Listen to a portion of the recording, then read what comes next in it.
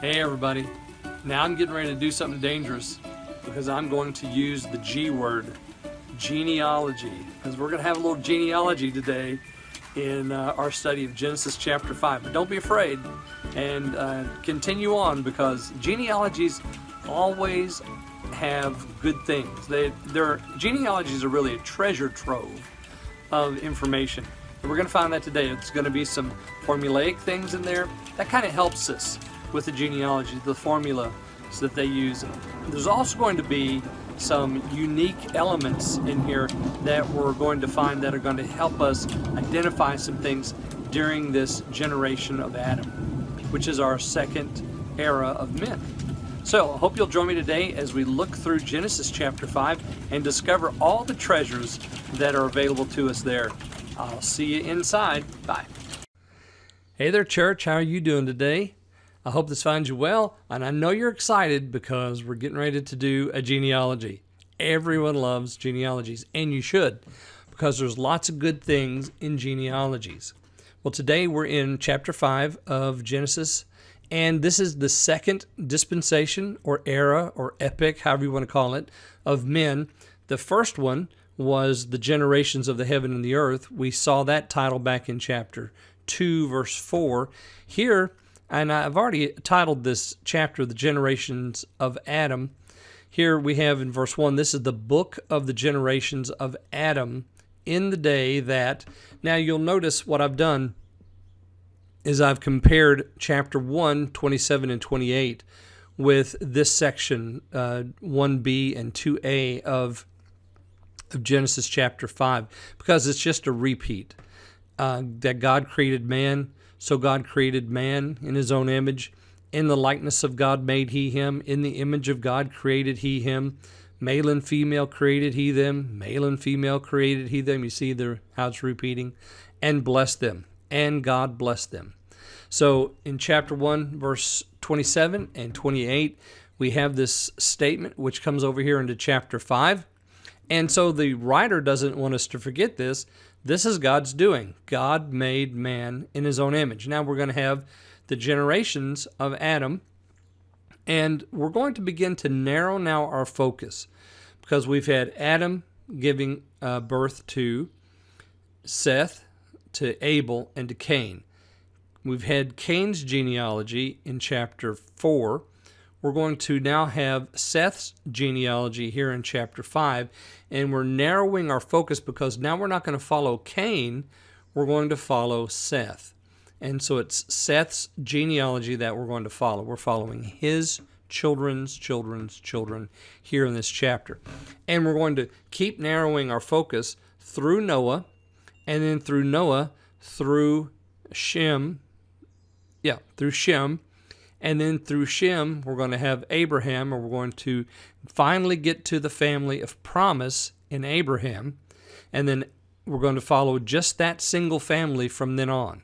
From chapter 12, all we're going to really concern ourselves with is Abraham's lineage. Abraham, Isaac, Jacob, and Jacob's boys. And Jacob's boys go into Egypt, and they become a nation, and they come out of Egypt, and they populate the land of Canaan and so forth. So here in the first part of Genesis, we're looking at men, but now we're going to start narrowing our focus and begin looking at one particular family. So we have this opening statement. This is the book of the generations of Adam in the day that God created him. And I've already mentioned we have this repeat of Genesis chapter 1. He called their name Adam. Now, the Hebrew word Adam just means man. So it's a proper name as the name of the first man, but it's also the name of his race. So we're going to call him Adam, or in some of your translations you'll have, and he called them mankind. In the day they were created. Notice that I have done this. I've actually added the italicized portion here with the underline. In the day. This just reminds us that we had in chapter 1, 6 24-hour periods. God made man in the day. So he made it man in the sixth day. Remember that? We had the 6th day recorded for us in chapter 1, and then we had the 6th day recorded for us in chapter 2. It's told in a different way, but it's the same day. God in the 6th day creates the beast, and he creates man. In chapter 2, we have God creating man and then bringing to him all the beasts of the field that he had created to see what man would call them. So that day, that 24-hour period, is still remembered and is emphasized right here in verse 2 of chapter 5. Okay, now we have a few, how do I say this? We have a few special occurrences, significant occurrences in this genealogy, and then we have things that are formulaic. They repeat, and we see them over and over and over in these 10 different generations. So we're going to just call this the first, let me put that right there. So we're going to call this the first generation. This is Adam, and he was made by the Lord. So we have this happening right here beginning in verse 3. And you'll notice that each of these groupings of verses happen in groups of 3. It all happens in 3 verses apiece. So we begin with Adam. He lived 130 years. All right. That's another thing that I probably should say about this. What we had in the first dispensation, in the generations of the heavens and the earth, we don't have a time. We don't know how long that is. But here in the second dispensation, we do have a time, because men are going to come to an end. They're going to die. And because of that, we're going to record how many days. So we have the record of Adam's lifespan, and we have the record of his sons and grandsons' lifespans. He begat a son in his own image after his, let me read that again. And begat a son in his own likeness after his image, and called his name Seth. All right, now we had the birth of Seth back there in chapter 4, and I'll put that verse up here on the screen. This, of course, reminds us of this, doesn't it? God created man in his own image, so what is Adam doing? He's creating in his own image after his own likeness. And that's what we do. Our generations look like us. They act like us. They have our genetics. They have our histories. They have things that are passed down from father to son and from great-great-great-great-grandparents to sons. You know, the genetics, they're strong, and they flow through our generations. And so Adam does exactly what God did. He's creating in his own likeness, after his image. A boy named Seth is born. The days of Adam after he begot Seth were 800 years. Now you'll notice that this is formulaic, because we're going to have it over and over again. He begat sons and daughters is going to be formula, because we're going to see it over and over again. And that he died is going to be a formula that we see over and over again throughout each of these lists. So the days of Adam after he begot Seth were 800 years. Oh, and this also here, verse 5, the first part, this is also formulaic. All the days of Adam. So this part, and all the days. So that's going to be a formula that we're going to see over and over again as well. And that's okay. This does not take away from the inspiration of this. God is telling us this, right? Through the writer, God is telling us what happened during this time period. Adam had a son. He made him after his own image. Now this, begat a son in his own likeness after his image, that's unique. We don't find that in any of the rest. So for example, let's look at Seth. Seth lived 105 years and begat Enos. Okay, Seth lived after he begat Enos. Okay, here's our formula again. There it is. And begat sons and daughters. There it is. All the days of Seth were. There it is.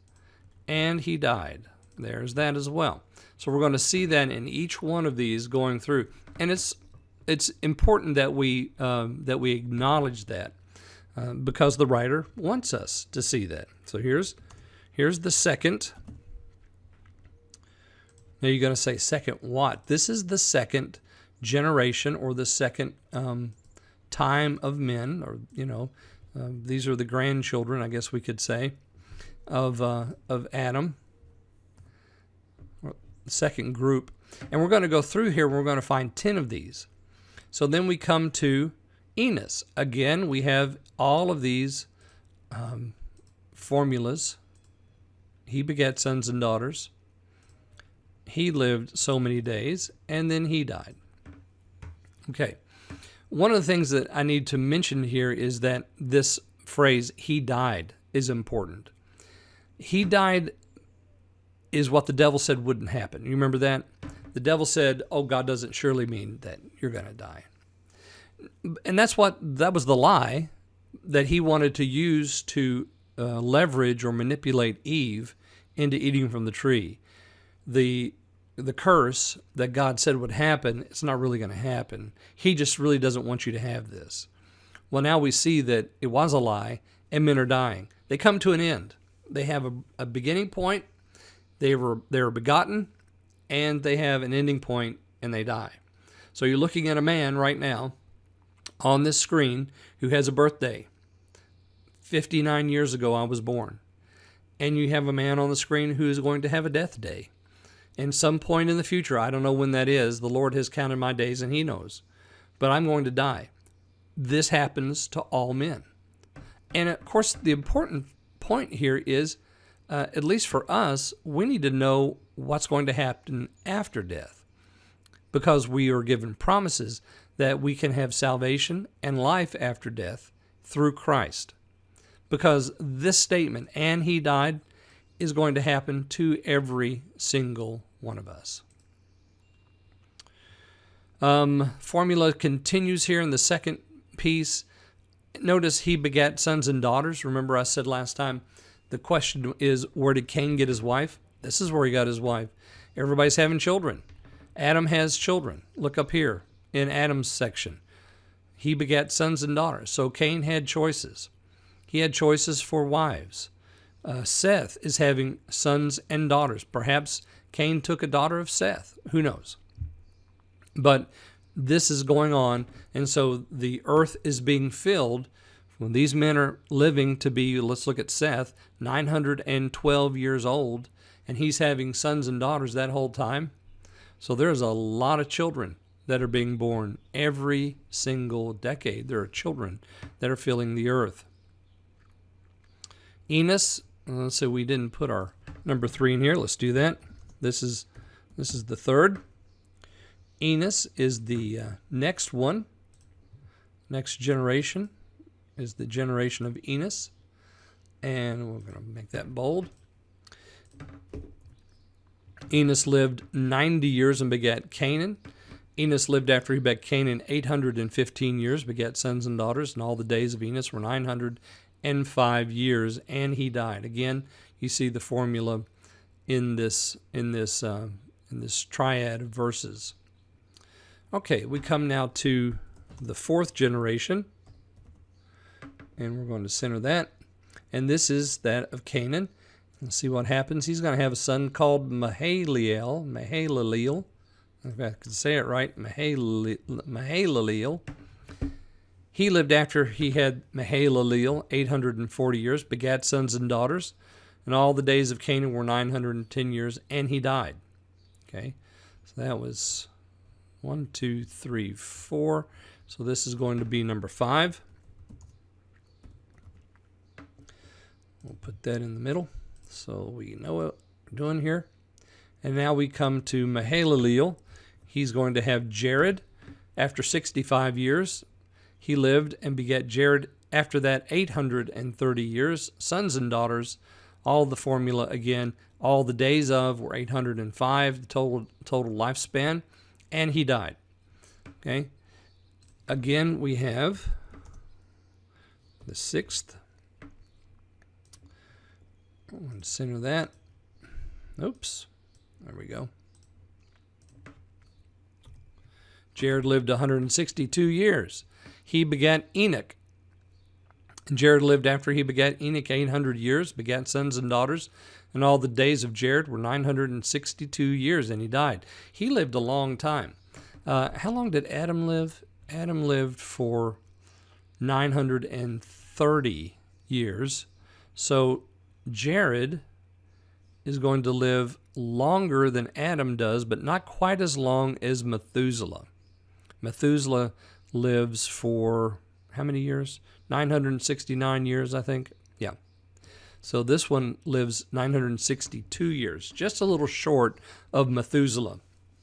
Can you imagine living 900 years and being, say, an artist, or being a scholar, or being a scientist, or an engineer, or a technician, or something, and you have a musician, you have all that time to perfect your craft. 900 years, nearly a millennia, for you to work on your craft. I think that there would have been such a leap forward in technology because you had men living that length of time working on their craft, that who knows what they accomplished during this generation. They had music, they had the technology of metalcraft, so there's no telling what they invented and what they did. Okay, so let's make Jared, was it Jared? No, Enoch, the seventh. Okay, now here we come to another interesting section. Just like with Adam, you remember in the first generation it said, begat a son in his own likeness after his image. That was unique. We don't have that in any of the others. And now when we come to Enoch, we're going to find out that he had something unique as well.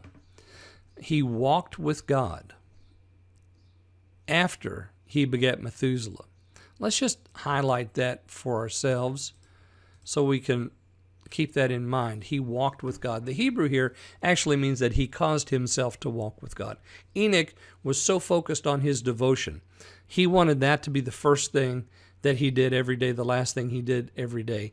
It was his devotion. He caused himself to walk with God.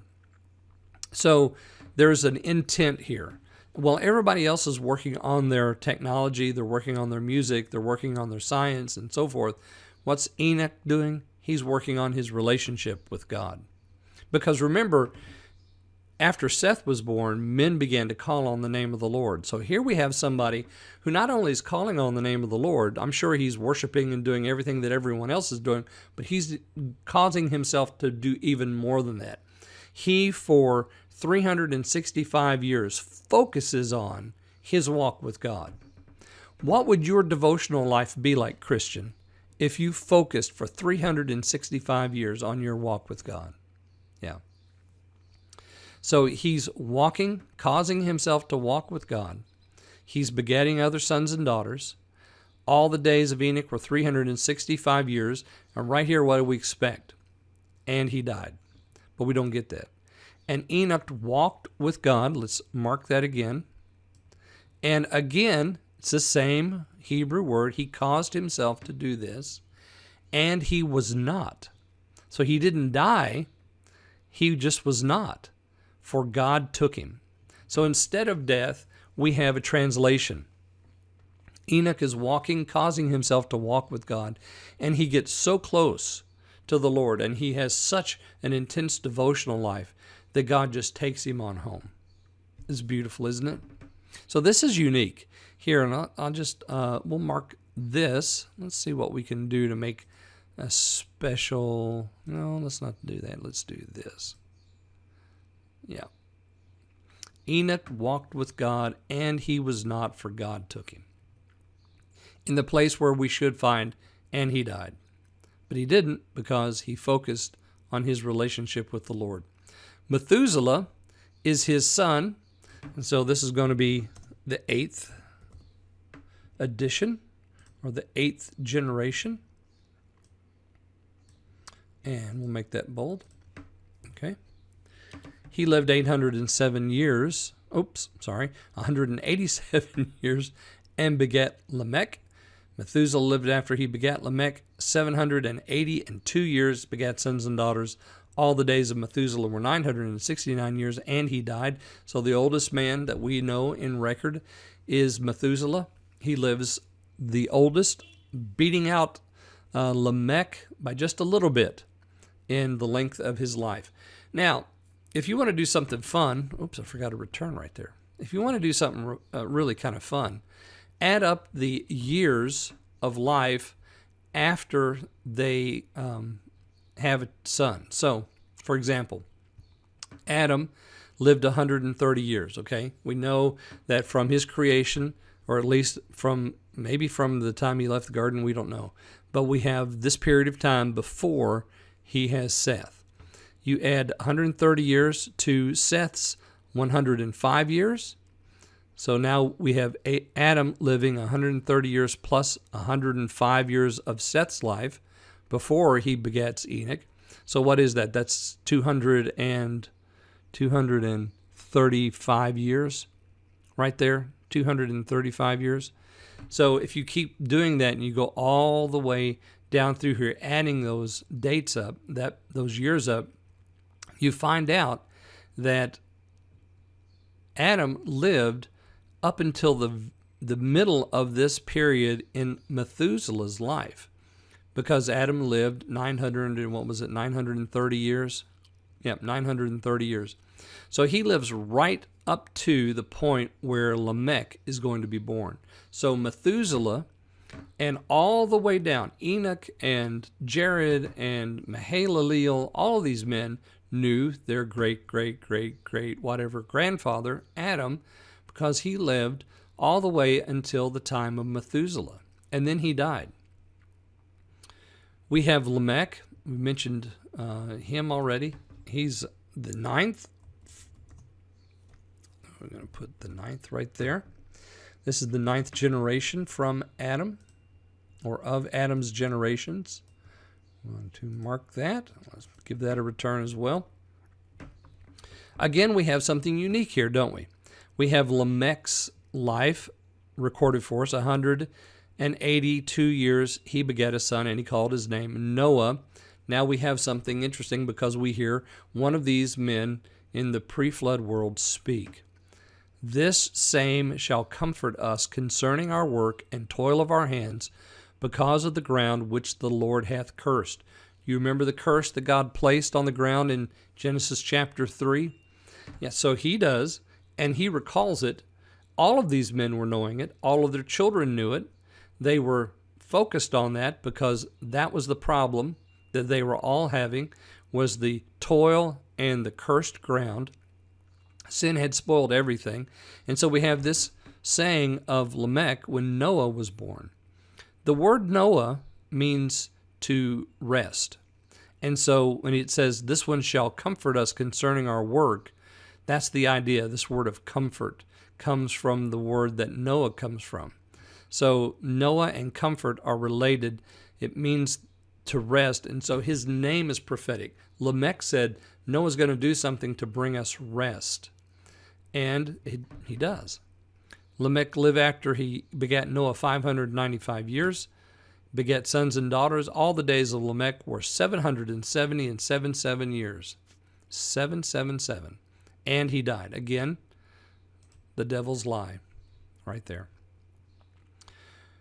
Verse 32 ends the chapter, and Noah was 500 years old, and Noah begat Shem, Ham, and Japheth. Notice how we break out of the formula.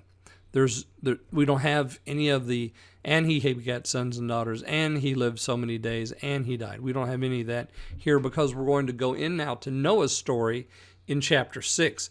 So I hope you'll join me next week, on Wednesday of next week, and we will look at Genesis chapter 6, which begins the story of Noah. Don't forget to go to My-Daily Dose. That is the Bible Bistro on the interweb. And you can find all kinds of good stuff there. Check it all out, and I'll see you next Wednesday. Bye, guys.